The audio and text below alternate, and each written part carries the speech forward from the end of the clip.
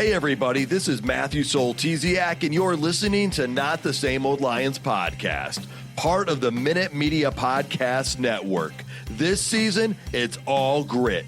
I speak with a variety of guests and interview key players, gaining more insight on what makes this team go. The Detroit Lions are now in a new, grittier era, and we look beyond just the kneecaps when it comes to the analysis. Welcome to another episode. In this episode, we wrap up the NFL Combine. I speak with a former Detroit Lions running back in Theo Riddick about his experience at the NFL Combine. Plus, we'll discuss what took place, major storylines coming out of the Combine, including player chatter, possible rule changes, and more. Let's get to it, Lions fans. This is Trevor Nowaski, and you're listening to Not the Same Old Lions podcast. Joining me today is James Cook, the senior sports writer for the Traverse City Record Eagle. Glad to have you here, James. Always good to be here, man. Hard to believe it's Combine time already. Joining James and I is Coach Jerry Angers, former Michigan High School Coach of the Year, also Coach of the Week by the Detroit Lions. He's also the current Scouting and Training Director for Bull Rush Sports. Coach, we're really happy to have you here for this episode. I'm excited for this one. I think the whole weekend was Christmas every day, watching all those guys run around.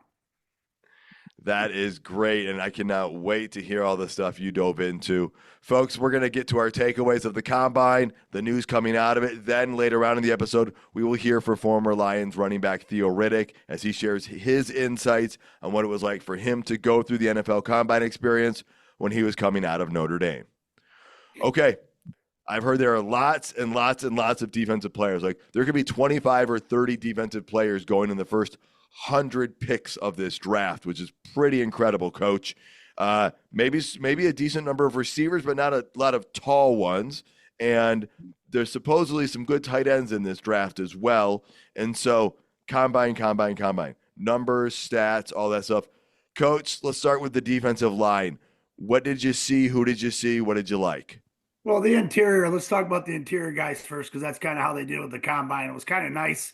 You didn't have these guys running these fast times as edge rushers and D tackles running and then kind of going, man, am I slow? So there was and we knew it was a strong class, but watching some of these guys, some of the guys that stuck out to me, we can go with the big three, big four, big five, who the top rated guys are and stuff like that, or guys, but that CJ West from Indiana, I really liked him. I saw he was in a formal interview with the Lions also, and we'll talk about 10 times because that's when you're talking D-line. You're talking about quickness off the ball. And he was at a 1.73, which was the best time was 1.69. So he's, he runs a 4.95. He's a good sized kid. Tyler Robinson, the probably the bigger one of those guys out of Nebraska. He weighed in at 288. He ran a 4.8340. So, his time was a 1.71.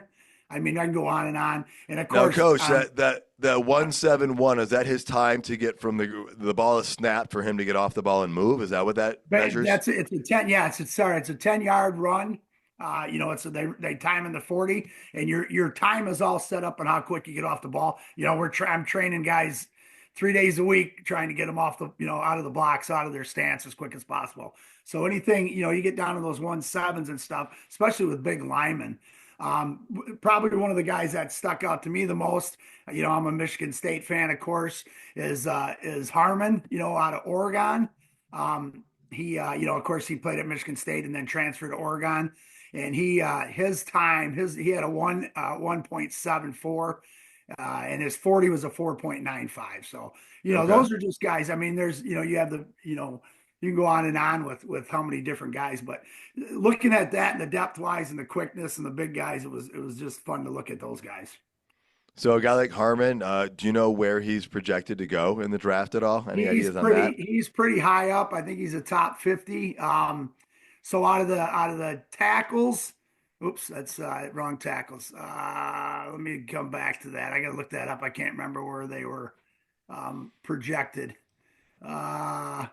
And again, we're going to look more at the draft stuff Yes. after free agency and whatnot. So I just kind of get an idea of some guys at the Lions that might be good fits for the Lions. And we don't even have to really care too much where they're supposed to be drafted because we've seen the Lions trade up in the past. So just Yeah. anyone that you think might be a good fit.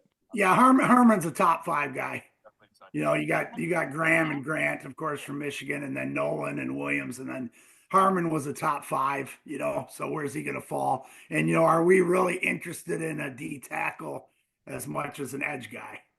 That's Right. going to be one of the biggest things. But I got some edge guys that I hope we draft.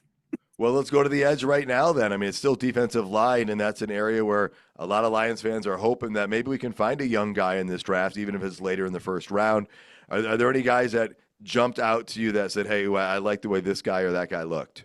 Well, everybody's talking Green, and of course Carter. There's no way he's going to fall down there, and I don't think we're going to trade up to get him.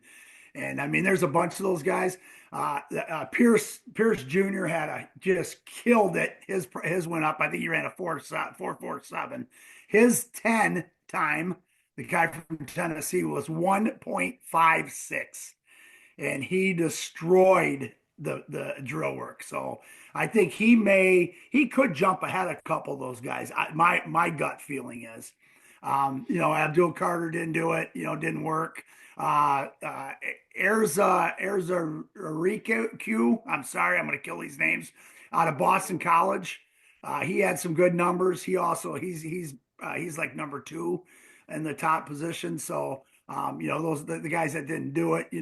But the guys that jumped out at me, the guys that I just fell in love with was Ahmad Hassana. Again, I'm killing the names. He's out of Boise State. High energy. He challenged the Baltimore Raven coach when they were doing the drill work.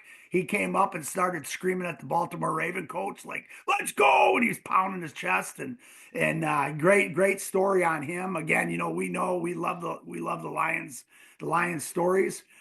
So I really liked him. Of course, Jack Sawyer and stuff, which you didn't see. But Jackson London, you guys, this guy is a dog. He's big. He's fast. He had 6.5 sacks in 2024. He had 6.5 sacks, and I think in 23 also. 44 tackles, pass breakup, high energy. Everything he did was you're just looking at him going, God, is this kid, and is he fun to watch? And you could just see the Lion mentality in him. You could see the Lion mentality in him. The guy that's gonna, he reminded me of a lot of Hutch. The endless worker, nonstop, going to do everything he can, to get on the field and do everything he can to be very productive on the field. He's a long body, 6'6", 264. Wow. So, I'm telling you, and all of his drill work was phenomenal. They were talking about it. The bend, the figure 8 with the towels and stuff. I just watching here and hearing his story with growing up and different things, and so he's one of my any one of these. There's probably 10 guys, 8 to 10 guys that we would take, but this is one. Those 2 that I mentioned last, I think are the 2 that just would fit in with us Lions, and I kind of like another 6'6" guy coming off the edge.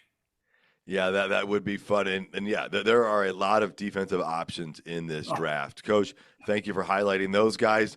This next category might surprise people why we're talking about tight ends. Mm-hmm. It's a deep class, first off. That's part of the reason. The other is you've got Sam Laporta and you've got Brock Wright.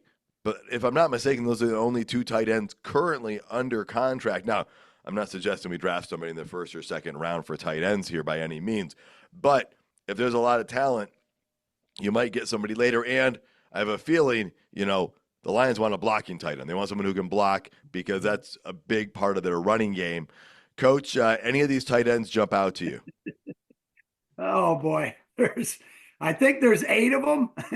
Somebody told me there was 8 of them with first-round grades, which I think is pretty high. But watching some of them, it's pretty amazing. The Lions did have 3. Let's touch base on 1 D tackle formal interview, 7 edge rushers, formal interview. We already talked about that. And now the tight ends, they actually interviewed 3 of them. And one of them, it's funny because some of these guys are guys that I was looking at going, man, I really like the way he looks. I really like the way he looks.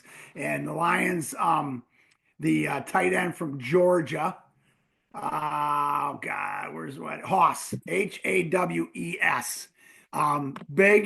Big tight end, only had maybe 8, 10 receptions, but it was a formal interview. And that's kind of I'll give you a skinny on him a little bit. Uh, tested pretty well. Just another one of those big, large human beings that, that could. I think he was 260. Yeah, six. Oh no, it's Ferguson. He was. I think he was 260 pounds. And again, maybe one of those guys that would fall off. The other one that everybody fell in love with, I think, was the Alabama tight end, Oots, Outzts. They were calling him. Well, what's the gym teacher, the eastbound and down. He looks just like Kenny Powers, and so they were calling him Kenny Powers, and he was another one of those guys that kind of stood out.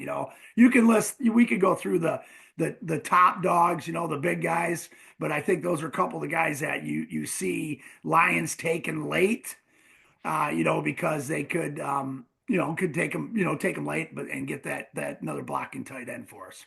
All right. Well, Coach, and again, I know you could probably do this for about 2 to 3 hours here. It's one of those things where it's probably killing you when I'm like, hey, give us a little touch of this, a little touch of that. But before we talk about the formal interviews and stuff, there are so many different positions we could hit on. But is there 1 or 2 guys who you just watched, regardless of their position, and you're like, man, that guy has something that, maybe got his stock to rise, or some intangible that you think fits well with the Lions roster? Yeah. There's, the ones I mentioned again. I go back to London. I just loved London. Uh, Campbell, the linebacker from Alabama, 6'3", I think 6'3", 245, stood out. A couple things I'll touch base. There was 5 offensive linemen that ran sub 540s. I watch that one a lot because we've had the guys that we've trained, we've had the fastest offensive linemen the last 2 years. But a guy ran a 4.84 this year, so we got our work cut out for us. And so I think those guys really stick out. And again, if we want to go through on and on. And then quarterback wise, Dart had a great day. And yours is on. He had a great day, guys. He was hurt all year, so. But those are kind of the ones that I think. You can look at the speed guys. There's a ton of speed guys out there. Golden, the wide receiver from Texas, ran a 4.3. And then the big safety from South Carolina, Nick. I'm not even going to say his last name. 6'3", 220. Maybe he'll fall. All right. Well, there is a lot to, garner from that. And I'm sure if you check out some of Coach's social media tweets, I'm sure he's putting stuff out there as well. It'll be interesting to see as draft time comes closer. Trying to learn more about these players was the Detroit Lions as well. They've put out the list of all the guys they've spoke with formally at the Combine. James, you still with us there after Coach had a barrage of information there? But anything jump out to you about some of the players that the Lions met with? Yeah, hey, I'm always willing to just sit there and listen to what Jerry has to say about prospects. Ditto. He was there. He's seen a bunch of these guys up close. So they brought in for the formal interviews. They brought in a lot of edge guys, which is not surprising. I think seven edge guys and another like 6, 7 linebackers, some defensive tackles, including Kenneth Grant from Michigan, who I think he would have to slip a little bit from where he's going in mock drafts for the Lions to get him. I think he's going to go early to mid 20s, not 28. But he would be a great fit in Detroit, wouldn't he? Yeah. One of the interesting guys that they brought in is Colin Oliver, a linebacker from Oklahoma State. He, I think, would be a perfect Derek Barnes replacement. Might not be a guy who would come in and start right away. I don't think he would. He had some injury history in college, and that's why he's going to fall in the draft. He'd be somebody that can probably get in the middle rounds. But he did have a good combine. He didn't run, but he did some of the other things and looked pretty well in the combine. And they also met with him at the Super Bowl. So they've talked, or the Senior Bowl. So they've talked to him twice already. So that shows me that they have some interest in him. Um, they met with Darian Porter, a corner from Iowa State, who's an interesting guy who probably isn't going to get picked real high, but I mean, running a 4.340 is going to improve his draft capital there. Went to Iowa State as a wide receiver. That didn't work out, and as a senior, they just put him in at corner. And his first game against Iowa, I think he had 2 picks. So he doesn't have a whole lot of experience at corner, but man, he's a burner, and he's almost 6'3". I mean, he's going to rise pretty quick. I mean, you guys are familiar with the relative athletic score, that Kentley Platt does and assigns those guys. The Lions look at those, but he scored a 9.99, which is basically perfect. That is impressive. Yeah, and the linebacking position, even I know you mentioned a few different positions in there. That linebacking core might be an area the Lions look to lead to or add to, as there's probably going to be some changes there from last season. Thought it was interesting, but not that interesting. They did meet with a quarterback or two, at least one formal, one informal. Jalen Milroe out of Alabama. I look at that as they're just, you should always look at a quarterback, always, because, you never know when you can draft somebody in the 6th or 7th round and something could happen for that, even if it's not a thing of need. You just kind of take a look and see who's out there and whatnot. They met with a lot of tight ends, you guys. Like, we weren't just saying that they're going to need to meet, maybe need to draft one or want to draft one, but that's an area as well. James, you wanted to add something. Yeah, the thing with meeting a couple of quarterbacks, and they met the one from Memphis too, had an interview with him, Seth Hennigan. But you never know if during the draft, if somebody comes to Brad Holmes and says, "Hey, we'll give you a third for Hendon Hooker." Oh, Now you need a backup quarterback. Mm-hmm. I mean, so that's just kind of leaving no stone unturned, I think, kind of with Holmes. They brought in 5 offensive linemen. I'm not as surprised that they're looking at some depth there. One interesting one who I think will be a guy who will be a later pick is Gray Zabel from North Dakota State. Versatile guy, 6'6", 312, has played all over the offensive line, has a mean streak, has the Lions attitude, and they just hired his former coach, Tyler Roll, as an offensive assistant. And then they turned around and interviewed him at the combine. So that's a name to keep in mind for later in the draft. Makes sense. Coach, any of these interviews, intrigue you at all? I know you went through a bunch of the players who, what they did at the combine, but any interviews jump out to you? Well, I go back to Jihad Campbell again. He's 6'3", 245. He's an Alabama guy. We've had pretty good success with Alabama guys.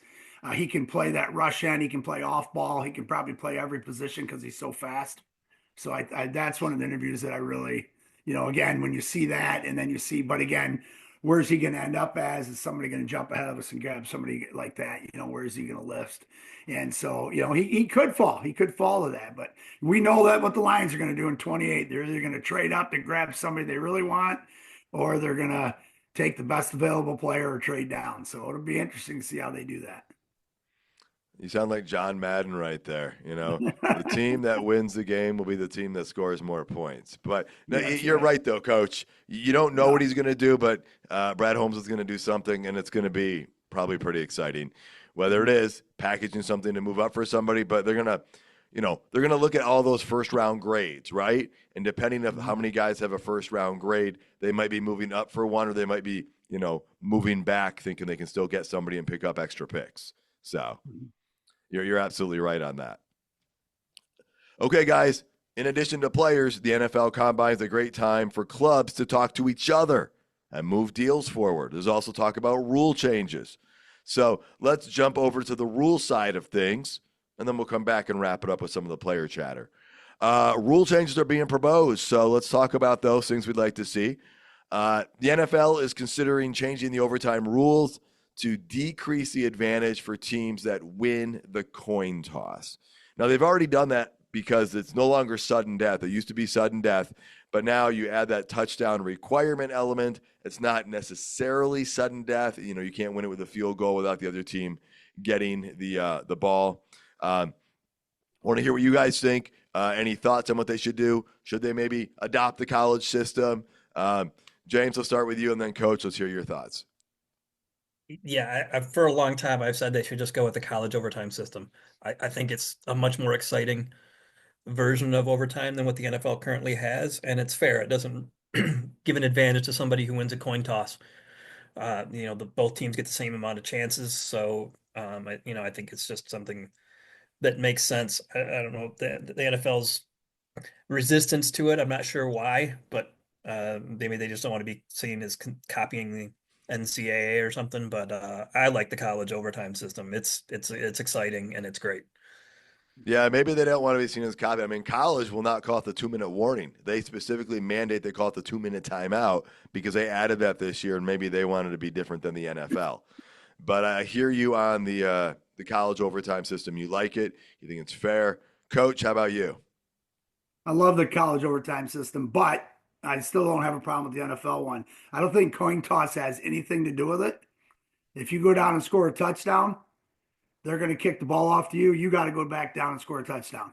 If you win the coin toss, you get one chance to score a touchdown. If you don't win the coin toss, you still get a chance to score a touchdown unless they, kick the field goal. So I just don't think, maybe it's longer in that situation.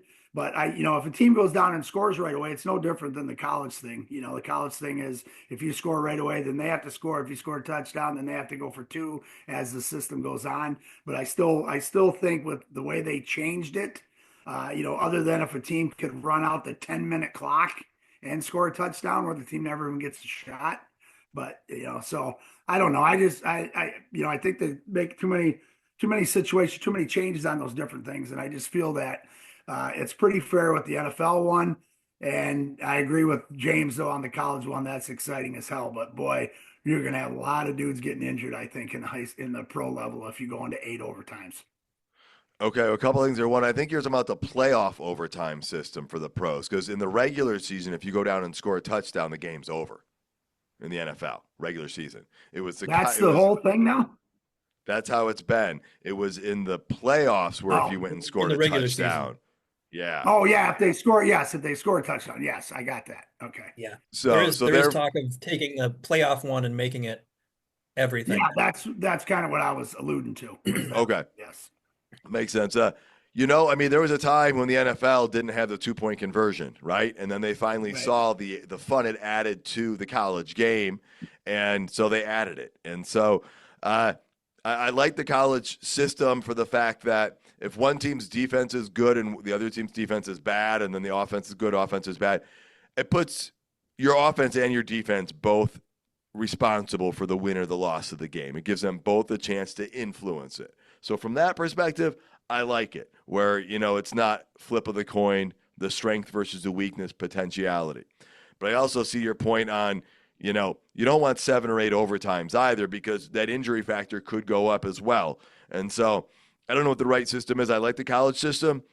I know they tweaked the college system, a couple years ago, and forcing teams to go for 2 and stuff like that. But I am open to something different. I'm glad that it's not just sudden death. It's at least you get a touchdown because the field goal doesn't win it on your first possession. But maybe they just go with that playoff system one where if you get a touchdown, the other team gets to rebut. So that'll be interesting to keep an eye on and see what they do. Guys, I know it's the year 2025, but we still use chains to measure distance, even though your GPS can tell you how far you are away from a city when you're driving down the road. The NFL might actually start using virtual measuring systems to determine first downs. Thoughts? Coach, you're old school. Let's start with you. What do you think about this? Yeah, you know what? I've lost so many games because they didn't place the chains right or anything like that. I agree. If we can laser it and see it and it works, let's go for it. It's going to hurry the game up. I think if it's a critical one or a close one, I know they're going to talk about doing chains in the background. Let's do that. I think that's a change that would be awful nice. And determining how quick or where the first down is by a laser system that that's I can, like you said, I can get anywhere I want right now on my phone. So all I got to do is punch it in. So I think we can figure out the first down from there. All right, James, how about you? Yeah, I think it's about time that they started doing these kind of things. I mean, anything the NFL can do to take the room for error, human error out of the game, I think helps. I think it's pretty hard for a human being to pick up a ball, jog 20 or so yards with it, and then put it down in the exact same spot. Uh, so if we have technology that can do that automatically for us, why shouldn't we? I mean, and you could even put a chip in the ball. People have talked about that, and having chips in the pylons at the end zone so you can determine whether the ball crossed the goal. All kinds of stuff like that. There can be all kinds of things that can be looked at. Well, there actually are chips in the ball already. Exactly what they do and how they work, I don't quite understand that. But I'm with you guys. Anything that makes it more accurate uh, is better, pretty much, because that's what you want. You want the accuracy. It's like, if you were to go back and see how many calls may have been called the wrong way from games we used to watch in the mid 1990s because technology is advanced, we didn't know the play may have been wrong back then, but now you've got so many more angles and you've got high def TV. And so if we can see something at home and we know the right call at home, they better know the right call in the stadium. So I'm all for the advancement in using the technology to get the results more accurate. Because I think that's what people want, is they want accurate results. Okay, well, another talk is changing the onside kick option somehow. Now, again, it all changed when they went to the new kickoff rule because then you can only do an onside kick if you told them you were doing an onside kick and you lined up for it, which took away that element of surprise before. So, James, let's start with you. Thoughts on adjusting the onside kick option somehow?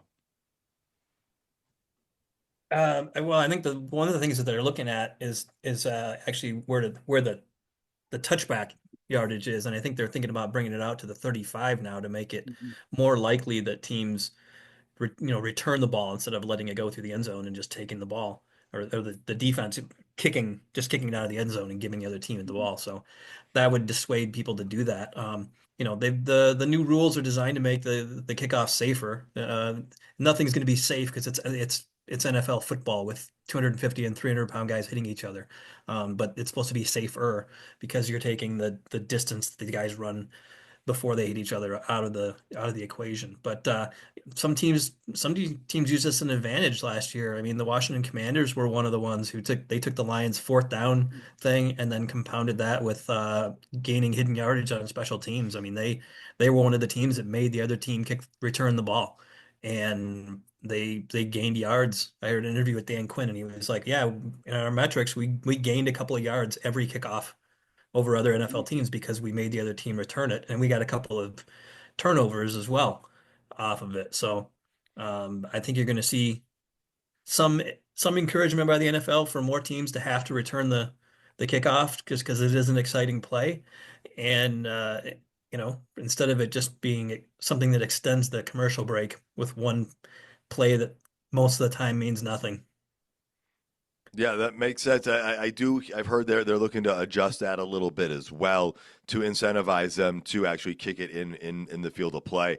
I think the thing they're looking at though is given the opportunity for a team that's down 17 points in the fourth quarter, can you steal a possession with some sort of a play? Whether it's a new version of the onside kick that could be a surprise, or as some people have talked about, maybe you get at your own 20-yard line and it's fourth and 13 or fourth and 15.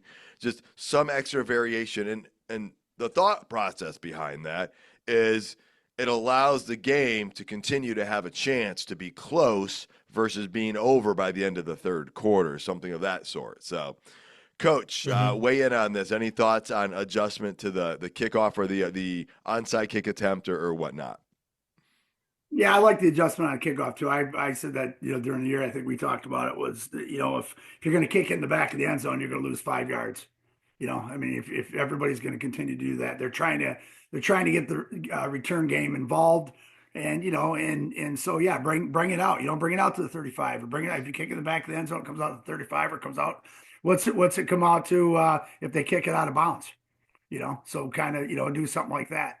And then I think that would turn the game in. And again, this is going to force more teams to keep two returners because let's bring the Washington. What did Washington do to us? They kicked it to one of our return guys that did not fear that they were not fearful of, and it changed the game. It changed the game, and so it's a little bit more coaching, and heck, Flip will have a great time if he can come up with one more return guy and have to make the kickoff a little bit better. For sure. And I do agree with James, too. Continuing to tweak it to make it, again, not just a non-play and putting the ball in play. It is safer. It's been made safer. But there are still some adjustments that I do agree can be done. And something that, I would like to see something else that's like letting the other team who's trailing have some sort of a chance of an onside kick, because that announced onside kick attempt, the odds of recovering are so little. And we've seen the Lions in the past, and many teams in the past, do that surprising. So if there's any way to add that variable back in, one more wrinkle, be open to seeing what that might be. So we'll have to see what happens there. Let's talk about some players before we get out of here and wrap this thing up for our part of the show. We talked about linebackers, guys, how, we looked at some of them in the combine.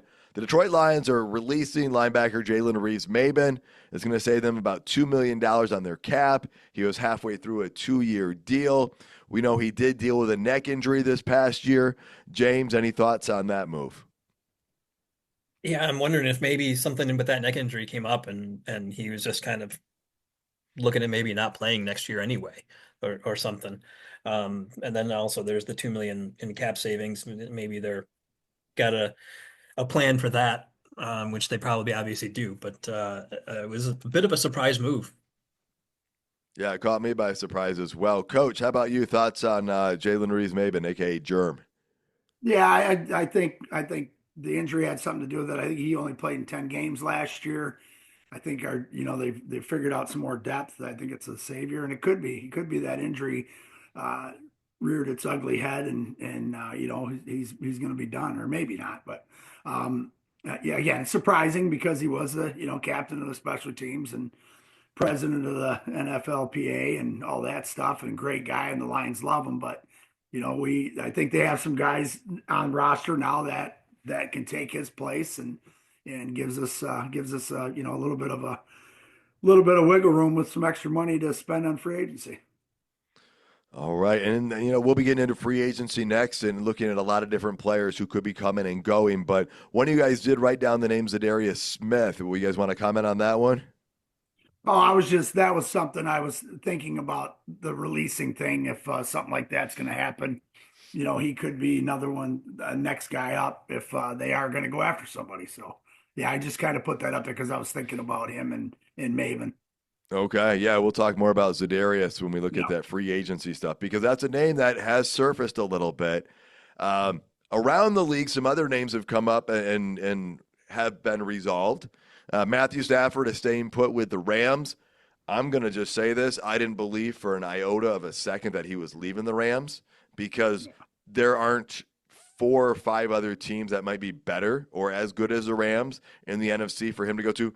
The Raiders and the New York Giants, if he was going to go to either of those teams, that would have only been to maybe get a Kirk Cousins-like contract, and he would not have been caring about winning if he had gone to one of those two teams, in my opinion, because the Rams roster is so much better. But he got a bid from the outside. He went back to his team, and he's staying put. James, is that kind of what you were expecting? Yeah, I mean, I guess he was a little bit irked a bit that they were going to let go of Cooper Cup. But I didn't seriously think that he was ever going to kind of play his way out of LA. Um, he's got time left on his contract. I don't know that anybody's going to trade serious draft capital for a quarterback of his age. Um, if you're a good team, you've probably already got a good quarterback. If you're a bad team, he doesn't want to be a bridge quarterback at this point. So I just didn't see a whole lot of good fits for him. That makes sense. And I'm going to be honest. I wanted him to go to New York Giants because the New York Giants with Matthew Stafford don't concern me nearly as much as the Rams with Matthew Stafford. So, Coach, what are your thoughts? And that's why I'm bringing this up is it does impact the Lions with him staying there versus going to the Raiders or the Giants. Oh yeah, for sure. And I mean, how much he's made $387 million in his career. So is that big contract really going to help him out? I mean, I think he's okay. I don't think he's missing his mortgage payments or anything. And so, yeah, I agree. I think that was something for him to say, hey, pay me. There's a lot of quarterbacks making more money than him, and he's a dang good quarterback at 30. Was he 37, 38? And I totally agree with you on that too. I would have loved to see him go to the Raiders or the Giants or I don't Tennessee Titans. I don't care anybody but the Rams. And so we'll see. They'll get them some bodies and they'll be a good football team with that young defense and him leading them. All right. And another thing that happens at the combine is teams can talk more. And I don't know if that happened at the combine or whatnot, but Deebo Samuel has been traded from the 49ers to the Washington Commanders. The Washington Commanders have a pretty fabulous rookie quarterback who will be entering his second year, but that means they have a guy on a rookie contract, which means they can go out and get some of these expensive guys. I think they gave like a 5th-round draft pick for him. This will make Washington better. This arguably makes San Francisco weaker, depending on what they can bring in and replace him with. And again, you never know what the replacement looks like because when Stephon Diggs left Minnesota, everybody thought, oh my goodness, they traded away such a great guy. They happened to use that draft pick to get Justin Jefferson. So it worked out for them. So you never know how it's going to work out for that home team. But in the immediate thing, the main thing to focus on is Deebo to Washington. Lions play Washington this year. We faced them in the playoffs this past year. Coach, will start with you and then James. What are your thoughts on this trade? Yeah, I mean, they're Ayuk's up too. They're talking about trading Ayuk. So, they're trying to get rid of some of the old guard and bring in some of the new guys. They're going to have to pay that quarterback. He's a pretty good quarterback, making not a whole lot of money. And so, they're going to have to do that stuff. I think Deebo, if Shanahan is trading Deebo, there's a reason. You know what I'm saying? And how many games has he played? How many injuries has he had? Has he complained? Has he can go there. Is he going to make Washington better? Who knows? Yeah, if he's healthy and getting after it, yeah, he's probably gonna. But it's fine with me. Washington to just spend some more cap money and keeps them from going after other people that are really going to hurt the Lions when we play them. I know exactly who that other people is that you're talking about. James, what are you weighing in on the Deebo Samuel trade? Yeah, I mean, it gives the Commanders another weapon, to put opposite Terry McLaurin. But I don't know that it really moves the needle for me at this point anyway. I think Deebo Samuel he's more name than production at this point, just because he has been so injury prone. He's really only had one like dominating season, and he turned that into a huge contract and then hasn't really lived up to that yet. Similar to Ayuk, so they had 2 big contracts at wide receiver, and a lot of teams don't think that you can afford that. C.T. Higgins, so it wasn't a surprise that one of those guys got traded. If they both get traded, that's even going to be more. I'm wondering how much the 49ers window is closing just because they're not in good space cap wise and have some other guys that they're going to have to pay or let go. Yeah, that makes a lot of sense on those elements because they're going to have to pay Brock Purdy, right? So that's going to add to things as well. So you're right. There are reasons for it. At some point, there are some contracts you can't afford anymore. So that probably plays into it as well. All right. Well, our next episode, we're going to talk about free agency, which is rapidly approaching. And news did break on the salary cap. It is now at $279.2 million for 2025. That is a $23.8 million cap increase from last year. The Lions are at about $50 million in space right now. So we will get into that and break that down in the next episode. But one last thing that I'm going to add before we get out of here is how the Detroit Lions did in NFLPA awards. The NFLPA awards came out, and Dan Campbell was one of only 6 head coaches, to get the highest rating, an A+ from his players. And so I don't think that surprises any of us here about that. The overall grades, not too bad. There were some better than others. Their locker room size was the lowest grade, and unfortunately, being in downtown Detroit, unless you go further down underground, I don't know how you can make that much bigger at this point. Their food and dining was a B-, but it's improved each year. It was a C last year and a D- the year before that. So those were just a couple things that jumped out to me. Coach, anything jump out to you on those NFLPA awards that came out? No, I think they got to put a better locker room in. I mean, there's some fancy locker rooms out there. Colleges got them, so get that done. And I think the food thing's big for them. And again, people are going to go back and say, "Well, there sure were a lot of injuries with the Lions. I wonder if it's because of some of these things." Yeah, whatever. But yeah, I mean, we're a class act. We're a class organization. We got one of the best fields, best home crowd, best coaching staff, best players. Let's have the best facilities. Make sure all the bling looks good. And I'll tell you right now, our uniforms look really good. So we're in good shape. Sounds good. And I don't disagree with the locker room size and whatnot. From when it was built till now, some things have changed. So it wouldn't be bad if that could be bigger. I hear you on that one. James, any of your thoughts on that? Yeah, I mean, it's good that pretty much everything has continued to go up and up and up and up and improve every year in this under the Holmes Campbell tandem there leading the team. So that's always good. Is there something you can improve on? Always, yeah. At least you're not the Bengals. We got really low grades in a lot of this stuff. For sure. Yes, things have changed a lot in Detroit the last couple of years. And so, yeah, it's trending in the right direction. All right. Coach James, any final thoughts before we transition over to the Theo Riddick interview? Nope, I'm good. Good. All right. Thank you both for being here, all those insights, and sharing all that valuable information. Joining me next is former Detroit Lions running back Theo Riddick. I heard his interview on the Athlete Builder podcast with Jim Beebe, and I'm very thankful to have Theo joining us today. I recommend that you give that show a listen when you're done listening to this episode. Here's that interview. Joining me today is former Detroit Lions running back Theo Riddick. Thanks for taking the time to join the show today, Theo. Hey, thanks for having me, Matt. All right, so the NFL Combine is just wrapping up, so let's start with that. Coming out of Notre Dame, you were invited to the Combine, and that was back in 2013. Do you remember, did you have any expectations going in? No, to be honest with you, outside of a performance standpoint, no, because there was not much. I felt like you can kind of prepare for outside of the original testing that you go through on a day-to-day basis that you already experience. I don't think there was anything that can get you ready, prepared for it, especially when you're in that mix of things. Now looking back at it, it's basically like a elongated summer camp.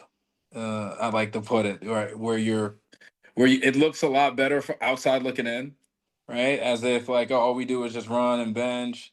But yet, man, you're legit busy from 6 o'clock in the morning until maybe 11, 12, 1 o'clock, 2 o'clock. And then you got to do it again.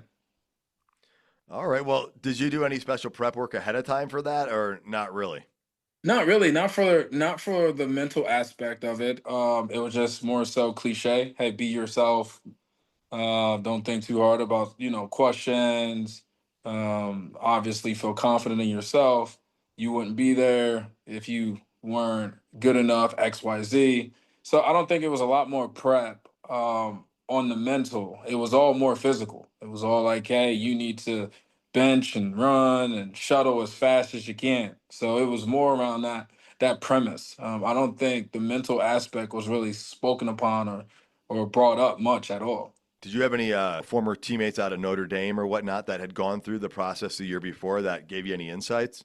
No, that was that was the downside of things. I think at that time you're so focused on yourself that like you don't even think about reaching out, right? Like I think honestly it was self-inflicting. but it wasn't like anything was blaringly there to sit here and want to support the emerging players that were already like going there versus the players that have already been. So to answer your question, no. But I think, in looking back at it, it was more probably just being so caught up in the mix and so focused on your dream being so close. At the end of the day, you were just like, hey, I'm gonna kick this door down, and whatever meets me on the other end, I confront. All right. Well, and you said there wasn't a whole lot of prep to do mentally. It sounds like physically you were preparing for it. Once you got there, what was the combine experience like from the inside? I mean, it was intense. Intense because, like I said, not to be redundant, but you are legit busy from the moment you step in. Um, for an example, if I can remember this vividly enough, I mean, the day you go in, you get all these badges, you get all this gear, they make it look pretty. And then after that, I mean, if you have any injuries or anything like that, I mean, you're in the doctor's office for about 3, 4 hours, getting new X-rays, MRIs, along with other players. Then from there, you got to go find time to stretch, work out for an hour and a half, then go back to meeting with teams and other position coaches. And I mean, it's people going all over the place 1,000 miles per hour, and you're sleep deprived.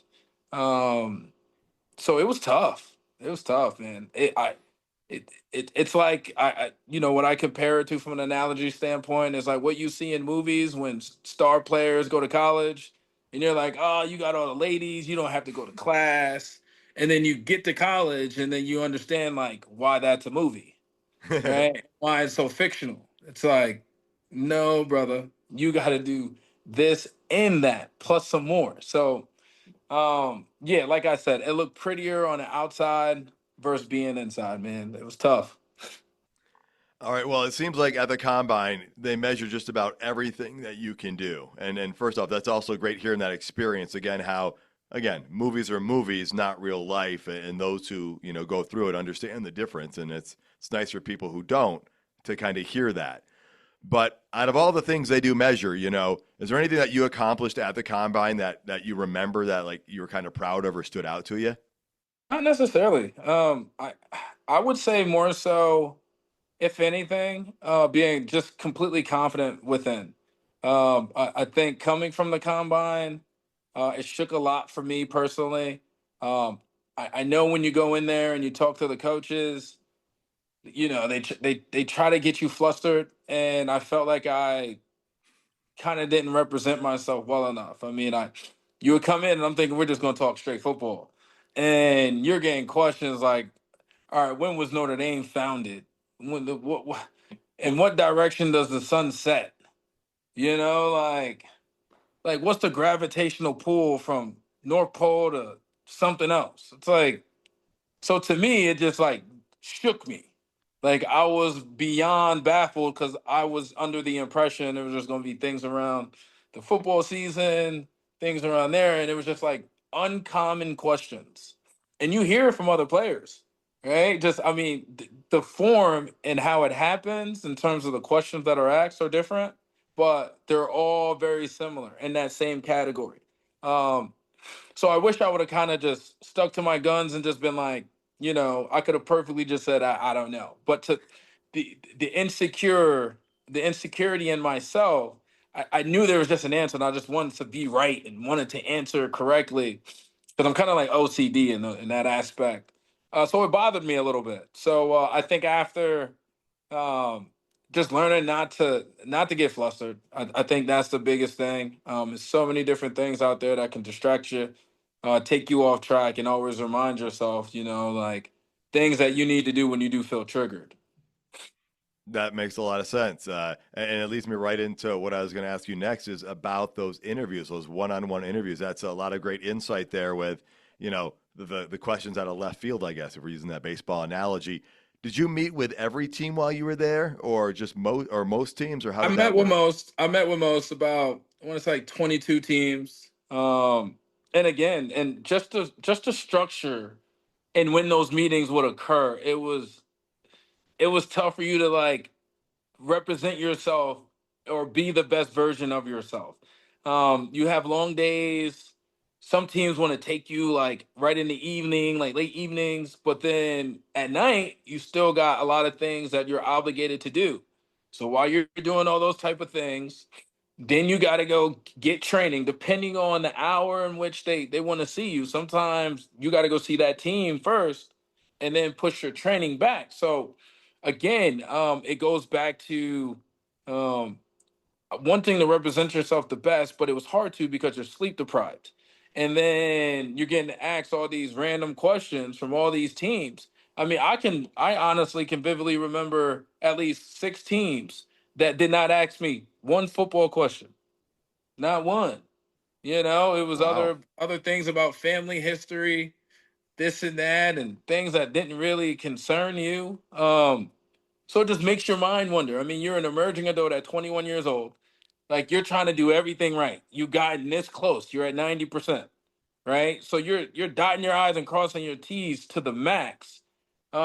So I did feel like a lot of players felt that pressure. I mean, I had a roommate, Rex Burkhead, same class, great dude from Nebraska. Had the luxury to play with his fellow teammate Amir Abdullah, one of my good friends, great dude as well. All corn Huskers, but great dudes. And we kind of had the same concerns. You can legit have a break, and then within 10 minutes, you got to be at a room and ready to present yourself the best way you know how. And it was just tough. It was a lot of unknown questions, unknown in terms of your itinerary, when you're gonna have free time, because you want to map out your day. And it was just so hard to, man. It was hard. So with all that going on and all those questions, catching you by surprise, did that leave you walking away without a feeling of knowing how you did answering those questions? A Yeah, little, yeah, of course. I mean that's rhetorical. I was more, like um, you don't want to disappoint. It all goes back to just trying to do everything you can. You've gotten this close, right? Like you don't want to not make a team or not get drafted or get disliked all because you didn't answer a question correctly, right? Because it's yeah. hard to get to know a person in a 10-15 minute span, right? So again, if 7 minutes of that 15 you're flustered, you looking back at it in hindsight, I don't think anyone would be, you would be highly like welcomed on anyone's board, right? So yeah, so it was difficult to swallow, but again, going back to being confident within, um, I just know I tried my best. Yeah. Well, and that's what you kind of have to walk away with because you brought up a lot of different elements, a 21-year-old emerging adult. I mean, first time through this and you're at that spot, like you said, you've gotten through 90%. You finished a career at a very prestigious university playing great football. You want to just make that next step and you want to get drafted. And so, is there any, you've already shared a lot of insights, but is there any, like, what would you say was your biggest surprise from the combine or your biggest takeaway? I gotta say, my biggest surprise is them harping on, I wouldn't say size and certain numbers for certain guys. Um, the shock was they showed it, right? Like the coaches, the scouts, they showed their disappointment. So you knew like who was high on people's boards at certain times, right? Because you get to watch everyone bench, you get to watch everyone run their 40 shuttles. So you're kind of like overlooking as you're in line, you're over there peeking at everyone else and how they're performing. And then you got the scouts following certain players and XYZ. So I think that's what probably surprised me most. And again, I think it prolonged and I want to say my first year or two in the league as well. Um, just being shocked that coaches actually showing you their disappointment and telling you that they're disappointed. In college, they kind of cuddle you a little bit, coddle you a little bit, right? It's more so, hey Yeah. man, we didn't do well. Let's try to do better next time. You know what I mean? It's some type of inspirational kind of talk, right? You don't get that in the league. You don't get that in like the pre-draft. Like they want to test every ounce of your brain capacity, every ounce, especially poise. Um, so yeah, so it was intriguing to see it, alarming to watch, because again, it was something new to me. Yeah, it's that transition from school to the workplace. From boys to men, man. That's exactly what it is. So, just more taking more accountability, more onus on things. And I think that just comes with age, comes with exposure to other vets, and luckily I was able to inherit all that and implement that into, my characteristics on how I went about things. All right. Well, is there anything about the combine that I haven't asked you that you think's worth knowing about for the listeners? Um, that we don't get much time to like explore or any downtime, right? Like I think a lot of people don't obviously come to Indy much. Being at the combine, you get a decent amount of like downtime at times, randomly, sparingly. Um, but in doing so, you don't. It's things can happen so quickly that you don't even have time to decompress. Like go for a walk down the street, just So those type of things I think was really tough. Um, the only thing I can tell you, man, it was very similar to like a summer college camp. Like where you're busy 24/7, you can't even talk to your mother, your father, your girlfriend, anyone. Like you send one text, you're gonna respond in 6 hours. Right? That's so so to me, I want to say that as much as you think that like we're soaking all this stuff in, only the guys that aren't performing are. Meaning the scouts, the coaches, everybody Yeah, that's or like the observing players you. that decide that, hey, I'm good enough where I don't have to perform. Like, then you can go eat it up because you're not exerting all that extra energy to go train at 1 o'clock in the morning, all the way until 2, 3 o'clock in the morning. Then you got to get back up at 6, do it all over again. So I hate to say it, but it almost gets to the point where you're like, man, I hope a team doesn't call me tonight, right? People don't want to say that, but I'm sure they thought that because some engagements in terms of player to team or player to team franchise was greater than others. I would see some guys. I had close friends that, man, they weren't going to sleep till 4 o'clock in the morning. Wow. They were been in meetings for 2 hours, 3 hours. So it's just a lot, man. It's not as pretty as it seems. Um, but I'm glad it has the spotlight that it has and gives these kids the platform for them to showcase their talents. Now, when you were there, because you said some people didn't have as many engagements and stuff, were there many people that opted out of some stuff and only participated in limited things like they do today? Yeah, yeah, for sure. That was still very common. And obviously, I don't think it would be abnormal because you're supposed to protect your stock. So if you already, prove that you're XYZ on a field, there's nothing much you can do from a probability standpoint to hire it, right?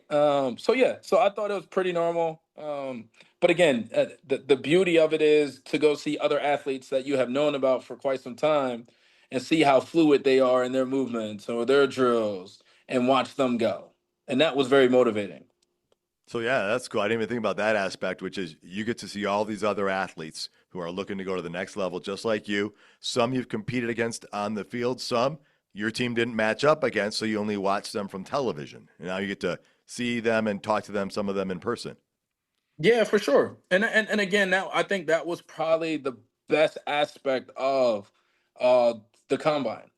Seeing kids that you watched in high school, because as you go up the charts, you start to pay attention to guys that are in front of you or in back of you that's making some noise. So you're always conscientious of a lot of guys, and in doing so, we're rivals and all that at that time. Um, you find favorites. You find guys that like you see their film and you just love their movements. So you kind of softly keep track of them. Hey, how's this guy doing? Or you see them on a major D1 team, and you're over. You're viewing them and making sure that like they're still keeping up their end of the bargain in terms of how good they are, and you're kind of competing with them from afar. Like we're competitors, so You know, you got a little urge in you that you want to do better than them in the things that they're doing really well at. So it's fun to kind of, we call it chop it up, converse with other guys, talk to them, get insight about their journey, because everyone's journey is different, man. Their background, and get to pick their brains about a few things. So it's a beauty in that aspect for sure. That's cool. And then again, you're going to come across some of those guys years down the road playing in the league with them and or against them. You've already mentioned a couple. Once the combine ends and you're done, you still had your pro day at Notre Dame that took place after that, correct? Correct. What was that like, and how valuable was that for you? Oh, it was fun. Getting to go back home, be around people you're familiar with, get to do it there one last time. I loved it. And our class that year, we had at least like 11 guys for pro day. So it felt like we were just out there going 7-on-7. It was like, again, just a comfort zone that it's hard to kind of mimic or duplicate. So it was fun, man, like exciting, ecstatic. But again, you just felt it at home. I hate to just be redundant and keep repeating myself, but again, it was just like, hey, one last time, like let's try to do our best for each other. Because if you get drafted and you do well, that puts more eyes over here, so that helps everyone. Awesome. That's great. Thanks for all those insights about the NFL Combine experience and even talking about your pro day there, Theo. Oh, no, thank you, man. Folks, that was part 1 of my interview with Theo Riddick. What an amazing guest. Wait until you hear part 2, where he shares his draft experience with the Lions, adjusting to life in the NFL, and we even touch on the coaching change before his final season with the Detroit Lions. Look for that to come out next month as the NFL draft approaches. Thank you for tuning in, folks. Please tell your friends and family about the show. You can also find us on social media sites like Instagram and on X at NTSOL Podcast, as well as all major streaming platforms, including YouTube. We'd love to hear your thoughts and reviews. Check out more episodes and content at NotTheSameOldLions.com. Until next time, stay gritty, my friends.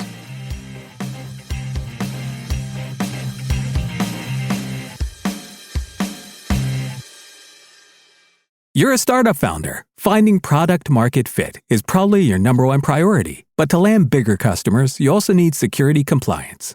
Obtaining your SOC 2 or ISO 27001 certification can open those big doors, but they take time and energy, pulling you away from building and shipping. That's where Vanta comes in. Vanta is the all-in-one compliance solution helping startups get audit ready and build a strong security foundation quickly and painlessly. Vanta automates the manual security tasks that slow you down, helping you streamline your audit. The platform connects you with trusted experts to build your program, auditors to get you through audits quickly, and a marketplace for essentials like pen testing. So whether you're closing your first deal or gearing up for growth, Vanta makes compliance easy. Join over 8,000 companies, including Y Combinator and Techstar startups who trust Vanta. For a limited time, get $1,000 off Vanta at vanta.com/simplify. That's VANTA.com/simplify for $1,000 off.